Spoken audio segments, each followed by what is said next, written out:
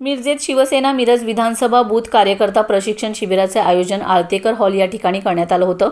यावेळी शिवसेनेचे ठाण्याचे नगरसेवक आणि लोकसभा संपर्क प्रमुख योगेश जानकर आणि महाराष्ट्र केसरी चंद्रहार पाटील यांनी शिवसेनेच्या पदाधिकारी आणि कार्यकर्त्यांना मार्गदर्शन केले। यावेळी मिरज तालुक्यातील बेडग आणि म्हैसाळ येथील 11 ग्रामपंचायत सदस्य यांनी शिवसेना शिंदे गटात प्रवेश केलाय। यावेळी बोलताना संपर्क प्रमुख योगेश जानकर म्हणाले की येणाऱ्या आगामी काळात सांगली जिल्ह्यात 5 आमदार आणि 1 खासदार शिवसेनेचे निवडून येतील असा विश्वास यावेळी त्यांनी व्यक्त केलाय। या कार्यक्रमाचे आयोजन शिवसेना महानगर प्रमुख प्राध्यापक मोहन वनखंडे, नगरसेवक सागर वनखंडे यांनी केलं होतं। यावेळी संजय विभुते, बजरंग पाटील, माधव गाडगे, सभापती तन्वी कमलेकर, रुक्मिणी आंबेगिरी यांच्यासह पंचायत समिती सदस्य आणि पदाधिकारी उपस्थित होते। 100% विचार आपण करत असतो, प्रत्येकाची विचारधारा, आपण भाजप शिवसेनेच्या विचारधाराचे आपण लोक आहोत, सगळे एकत्र आम्ही काम करत असतो।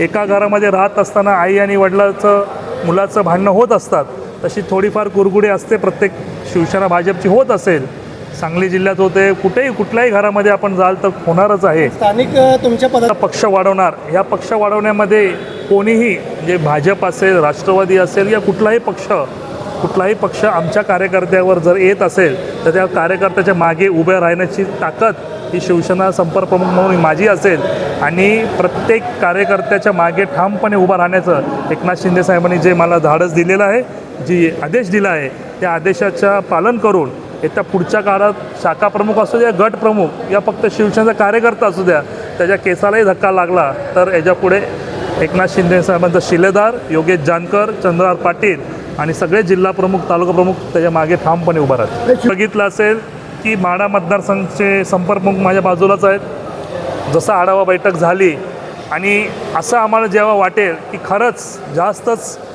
दुफळी आहे, प्रत्येक घरामध्ये मतभेद असतात आणि मतभेद असल्याशिवाय पक्ष वाढणार पण नाही। एकाच्या दावणीला पक्ष जर बांधला तर त्या दावणीलाच जाणार। तर मतभेद आहेत पण थोडेफार राहिले पाहिजेत, ते कार्यकर्त्यांपर्यंत नाही पोचले पाहिजेत, पण आता थोडंफार आम्हाला लक्षात येतं आहे। पण जसं माढा मतदारसंघामध्ये पुनर्विचार झाला आणि पूर्ण बॉडी डिझॉल्व झाली, हे करण्याचं सांगली जिल्ह्यावर वेळ न येऊ दे म्हणून सर्व कार्यकर्त्यांना, सर्व नेत्यांना, सर्व जिल्हा प्रमुखांना, सर्व गटांना आम्ही आधीच आदेश दिलेले आहेत। याच्यापुढे कुठलीही घराणेशाही असेल, कुठलीही गटशाही असेल, खास करून गटशाही मी बोलतो, कुठलंही गटाचं राजकारण होणार नाही। इथे फक्त एकनाथ शिंदेसाहेब, बाळासाहेबांचे विचार, डिगे साहेबांचे विचार आणि फक्त धनुष्यबाण चालणार, ना इथे योगेश जानकर गट चालणार, ना इथे चंद्रहार पाटलांचा गट चालणार, इथे फक्त धनुष्यबाण चालणार।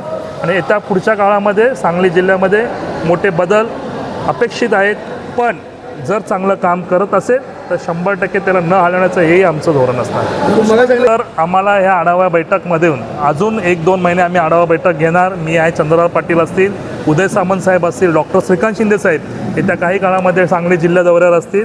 येत्या काही काळामध्ये आम्हाला लक्षात आलं की पक्षाचं काम कोण करतं आहे, कोण नाही करत आहे, ग्राउंड रिॲलिटीसाठी आम्ही प्रत्येक ठिकाणी जात आहोत। याच्या पुढच्या काळामध्ये पंचायत समिती वाईज, जिल्हा परिषद वाईज पण नाही, पंचायत समिती वाईज आम्ही बैठका घेणार आहोत। मी आणि चंद्र पाटील स्वतः प्रत्येक पंचायत समितीमध्ये जाणार आहोत आणि तिथे आम्हाला लक्षात येईल की कोणी काम केलं, कोणी नाही केलं, कोण पक्षासाठी पुढे काम करू शकतं। ठीक आहे, आता नाही केलं पण येत्या पुढच्या काळामध्ये पण करू शकतं, तर 100% त्या माणसालाच आपण ताकद देणार। आम्हाला कोणालाही बदलण्याची हौस नाही, कोणालाही पक्षातून काढण्याची हौस नाही आहे, काढलं जाणार नाही। फक्त एवढाच विषय एकनाथ शिंदे साहेबांचा आदेश आहे। येत्या पुढच्या काळामध्ये आपण बघितलं, उद्यापासूनच 16, 17, 18 म्हणजे आजपासूनच दिल्लीला अधिवेशन खास बोलवलं आहे। त्यामध्ये डिलिमिटेशन्स होत आहेत। डिलिमिटेशन झाल्यावर 33% आरक्षण होतं आहे। खास करून जे वरचं राजकारण चाललेलं आहे, डिलिमिटेशन होतं आहे, महिलांचं 33% आरक्षण देतो आहे आपण, खास करून नरेंद्र मोदी साहेबांचं आपण अभिनंदन करतो। पण त्याचबरोबर तुम्हाला मी बोललो, येत्या काळामध्ये मिरज विधानसभा ही तुटणार, सगळे मतदारसंघ तुटणार। 8 विधानसभेचे किमान 10 ते 11 विधानसभा, 1 लोकसभेचं किमान 2 लोकसभा या सांगली जिल्ह्यात अपेक्षित आहेत। तर याच्या पुढच्या काळामध्ये 5 विधानसभेमध्ये धनुष्यबाण कसा फुलेल याकडे आमचं लक्ष असणार आहे। त्यासाठी कुठल्याही उलटं बोलू शकता की महाविकास आघाडी आमचं मदत घेऊन काम करत असेल। आम्ही 100% शिवसेनेचेच आमचे जे जिल्हा परिषद सदस्य असतील, जे निवडून आले, त्यांनी भाजपलाच पाठिंबा दिला। 2 लोक जे गैरहजर आहेत त्यांच्यावर जे काय असेल कारवाई ती होत राहील, पण आमचे जे सुहासभैया बाबर जे आमदार आहेत यांनी पूर्णपणे भाजपलाच पाठिंबा दिला होता आणि त्याप्रमाणे आपण जिल्हा येत्या पुढच्या काळामध्ये कारवाई होईल।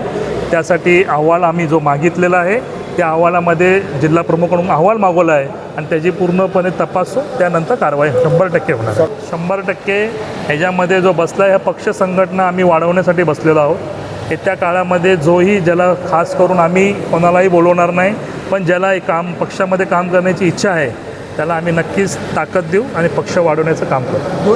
2019 सांगली जिल्ह्यामध्ये 5 आमदार शिवसेना धनुष्यबाणचे होणार. 5 मध्ये